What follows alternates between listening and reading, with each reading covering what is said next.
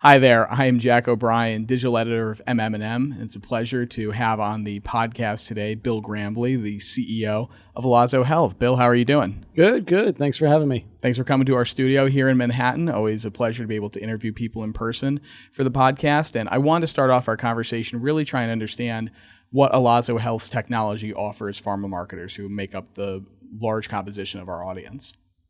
Well, Allazo Health, we have an artificial intelligence platform that we use to personalize healthcare experiences. And if you think about healthcare in general, too often patients are kind of treated as this is your condition, this is your issue, and everything is focused around that, as opposed to like we are treated anywhere else as healthcare consumers. And so we have an AI platform that we use to predict patient intent and risk around it, personalize that healthcare experience by changing the operational outreach in terms of content, timing, cadence, et cetera, and channel.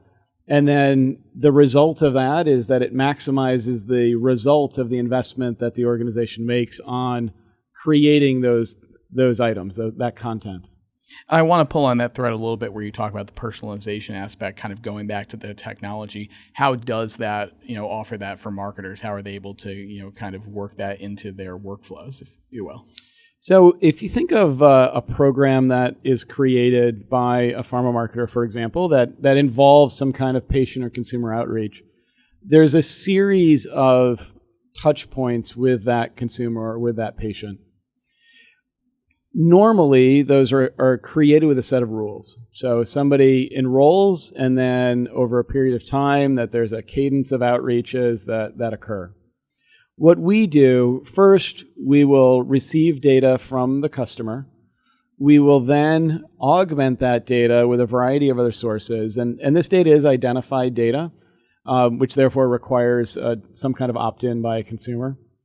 And so we will use identified data, augment that data to create about 500 predictors about each person. And then we use that to predict what that patient will do, what that consumer will do. Now, then, when we think about how do we execute a series of outreaches, we will look at the types of outreaches that are available. Again, channel, content, all of that. Make a decision for each patient at each point in time. Do we provide the best support for that patient along their journey, along that healthcare experience that we're trying to personalize? And therefore, as a result, we will decide to support this patient at this point in time. What is the content of an outreach, the channel of an outreach? Is it text? Is it email, live phone call, app? What is the timing of that? What is the cadence of that?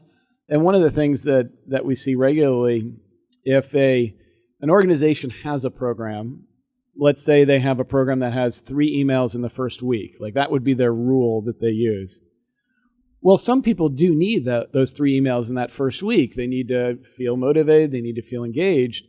Other people will see that and say, I want to opt out. 3 emails is too much. Why are you communicating so much with me? And so of part of what we do is predict which patient needs which of those cadences. It also goes along with content. It also goes along with again, the timing of it. Even time of day matters. We did a study with one of our customers looking at some data, and a single parent has a very busy afternoon, evening period, but less so when they're commuting, let's say. And so that changes when you should reach out to that person. And if you're not recognizing that in your program, then you're leaving opportunities on the table when you've already created this investment in this program, the content, you've gone through approvals with everything you're doing. So again, that's where we can predict that behavior, personalize the experience, and then maximize the result of those investments. It's interesting to hear you kind of talk about, how that personalization is basically derived from all this data and analyzing it. And to that end, I'm really kind of curious about something that we've seen a lot in the industry, which is AI, a fascination with AI, the application of AI across so many different aspects of the industry and even into consumer behavior. Really curious from your perspective, if you can kind of give us a detail in terms of what AI is and as it relates to your technologies and your functionalities, how do you root out, say, any biases that may appear in that technology? So when we think about artificial intelligence, and you do hear about that phrase all over the place, like your Netflix home screen, your Amazon list of products that they recommend you buy. So you hear about it all over the place. But fundamentally what it is a set of statistical algorithms that will create predictive models, and then as a result of those predictive models, follow an outcome, and then learn. And the learning is a big piece of this. It continues to learn as you get new data, as you get new outcomes, as you see the impact of the prior decisions that you've made. And so, again, you see that all over the place now in the industry. And we do think it's time that pharma marketers leverage this to personalize their experience. On the topic of bias, it's very interesting when you do see press about negative outcomes that are perpetuated because of bias. And nobody means to do that, but the way you have to evaluate it, and we did a retrospective study on our own with Walgreens looking at the actual result of a program that we ran. And when we looked at that for our AI, we saw that first, when we evaluated a population after we had run the program, okay, so we kind of did the program, then looked at the result. Mm-hmm. And then when we looked at that population, we gathered additional data about those patients to look at things along the CDC social vulnerability indexes. And that includes things like socioeconomic status, size of the household, income, a variety of things, disability factors, transportation. So there's a variety of different lenses there. When we looked at that, and we looked at what the AI had already done, right? Again, this was done now looking historically at what the AI produced. We found that we actually created more support opportunities for those who were considered higher socially vulnerable populations. And in one specific case, when we looked at statin medications, there was a 26% greater support for those patients, again, when they had higher vulnerability. And when we, again, think about our AI, we're always asking the question, for a person at this point in a process, how do I support that person to get to the positive outcome? And so when you think of it in that sense, well, that person who's more vulnerable is going to need more support to get to that positive outcome. And so therefore, our AI produces that as the result. And so you always do have to look at bias. You always have to understand what's going on with your prediction, what your input models look like, the things you're trying to produce as an outcome. But we're very confident in the way that we've approached it and have this study to back that up. And I'm really kind of curious, pivoting the AI conversation just a little bit, because it sounds like you kind of fancy yourself as a true believer in the technology and what it can afford the healthcare industry. I'm curious if you would consider it almost a must-have for pharma organizations, certainly this in the year of 2023, where we're at so many different points with innovations. Is AI a must-have for pharma? We certainly think so. And the way that I think about it, more and more, pharma is creating programs that support patients through that experience. And whether it's getting exposure to the brand, getting a prescription with the physician, actually getting through the payment process with a payer, or even staying on the medicine long term. Like, there's a series of these programs that exist. Well, we as healthcare consumers, and there's been phrasing about this new healthcare economy where we are now consumers in our healthcare in a way that we weren't years ago. Even the advent of social media influencers when it comes to how patients interact and think about medicine, but we are consumers in a way we never were before. There's more dollars that we're spending on our healthcare. There's more influence we have in our own care instead of just relying on the healthcare system to provide us that care. When you think about us as healthcare consumers and you recognize that we do have behaviors outside of this one drug that I'm on, this one prescription that I'm on, well, how do you reflect that in your program? And there's a few ways that AI does that. And so if you're not using AI, then you're definitely leaving things on the table. So if you think about how AI can influence that, it provides a more holistic view of the patient. In the example I gave of, a single parent, they're not going to tell you that. You have to try and understand that patient to really get out there and predict that behavior.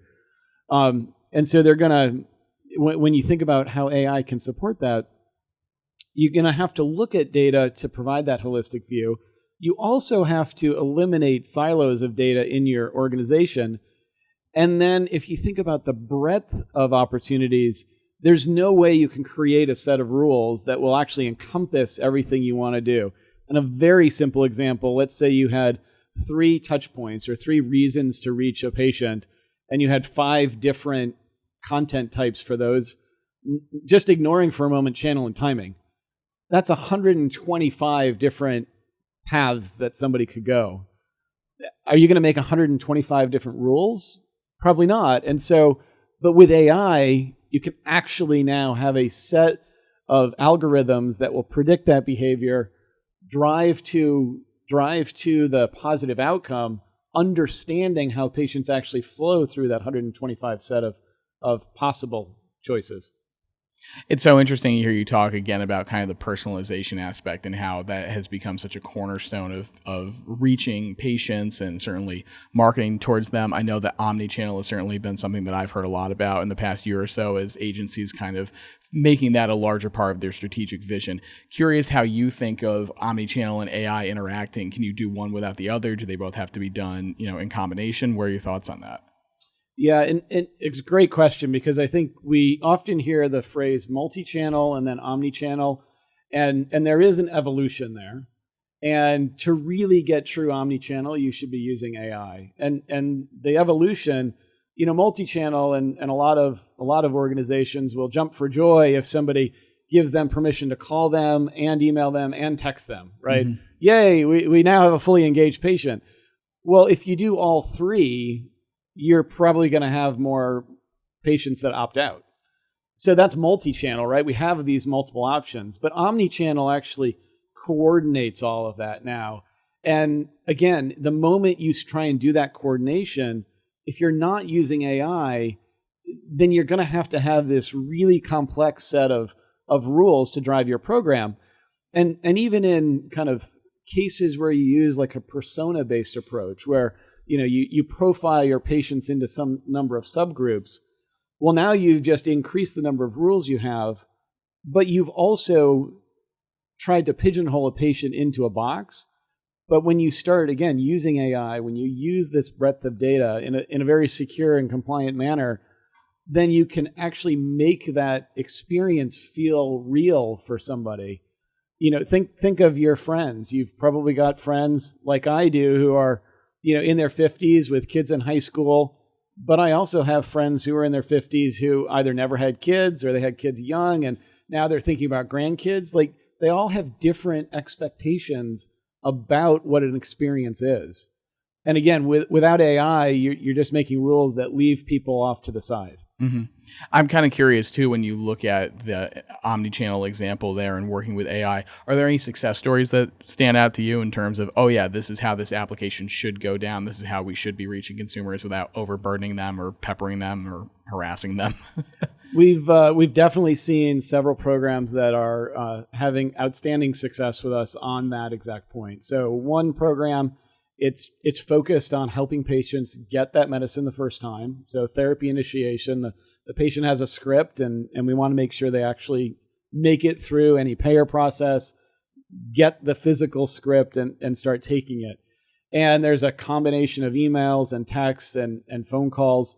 And within that program, again, same asset base, same set of content they had created before where they had been using rules. When they now used AI to make those predictions, to decide which content and really personalize that experience, and then measure the result. So with AI versus without AI, we saw a 5.8% increase in the number of patients who made it through and actually got the script. So every one of those is a patient that you wouldn't have had on that script. And so, from an ROI perspective, the numbers work very, very well. And then the other thing it allows you to do, which we're starting to do with this organization, is Well, now you can ask the question, well, who isn't being supported by this robust program I have? How do I try to identify those patients? And with AI, we can also make, again, predictions about that, right? We're looking at risk. So now that we can identify patients who aren't being supported with a data-driven approach, with an algorithm that looks at predictions, now that organization can start asking the question, well, what new content do I need? What new channels do I need to reach somebody? Should I actually use an app where I didn't before? How do I think about now evolving my program to even be more robust in the future?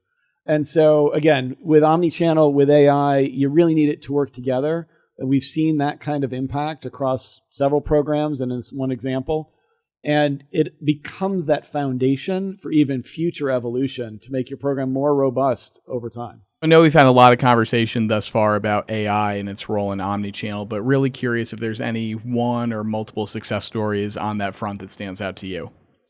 Yeah, so we've worked with a number of organizations over time now on these exact programs, and one that stands out to me, an organization whose goal was to increase the number of patients on their script, and they had a program. Somebody would opt in, and then there was a series of outreaches to support that patient, kind of getting educated, getting to the point that they actually get the script.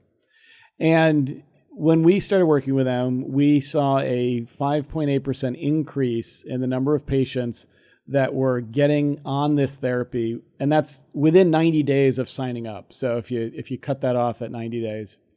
Now, how that occurred, again, in this program, they had a series of emails, text messages, and some live phone calls, all designed to just support that patient through getting the script for the first time.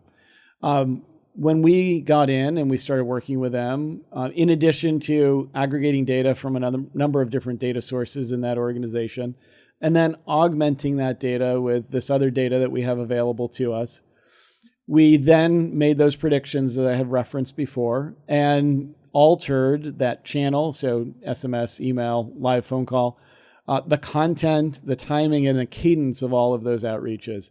Now, as a component of that, it ended up that so we looked at that 5.8%, but part of the way we got there is we actually saw email open rates increase between 5 and 30 percentage points, which, again, if we're thinking about measures of success, we always care about that 5.8, but now we're seeing patients actually engage more in the program in support of that end outcome. And so, again, without AI, you can't make enough rules to actually cover all of what you want.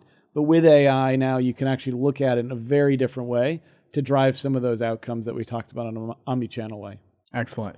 And I appreciate you being here and certainly coming in for a conversation. Always brings a different dynamic to a podcast. And I wanted to end the conversation by starting at the beginning in terms of any sort of advice that you would give to pharma marketers that may be going through their first, experience with AI, how they can really develop it and launch it in an effective way. Does anything stand out to you? Yeah, a few things come out to me. So one, you definitely want to look at proof points, case studies, published or at least references. Some of the examples that we shared here fall into that category, but we have a number of things that we have done to prove the applicability. We also work across kind of the pharma spectrum of very large patient population drugs, very, very small rare disease drugs. So that's the first thing to look at is kind of proof points and case studies. Second is the breadth of the data available. And, when we think about our AI, we have that 25 million or so odd patients in our data that become that foundation of those predictions. The ability to get this additional data, we use that data to create a much more robust profile of each patient, each consumer that we target, so that we create about 500 predictors on each individual. We then really want to make sure it's got some near real-time learning. So most of our processes work on a daily basis. So every iteration of the data, every new outreach, we're actually incorporating that into our models for the AI to use. And then integration to the infrastructure. So we talked about how the AI can actually now drive changes to that workflow, right? It's making decisions about how that outreach should occur. In order to execute on that, you need to make sure it's integrated so that when you get that recommendation, there's the execution step that's appropriately done. So there's that integration you'll need to do on the operational front. And then lastly, really this foundational element of privacy and compliance and security. When we deal with identified data, when we're dealing with true personalizing at the patient level, that kind of N of one level, we really need to make sure that all that data is protected, treated appropriately. And of course, we spend a lot of time on that, but any organization that's doing this needs to make sure they exceed those expectations within the industry. Excellent. Well, again, I appreciate you being on the show here, coming in. Didn't know if there was anything else that we should know about Allazo, any ebooks that might be. Yeah, thanks. And definitely appreciate the opportunity to spend some time with you. Love the questions. We do have an ebook. You can go to allazohealth.com/gamechangers and find an ebook related to this topic. So excellent. Well, thanks again, Bill. Great. Thank you.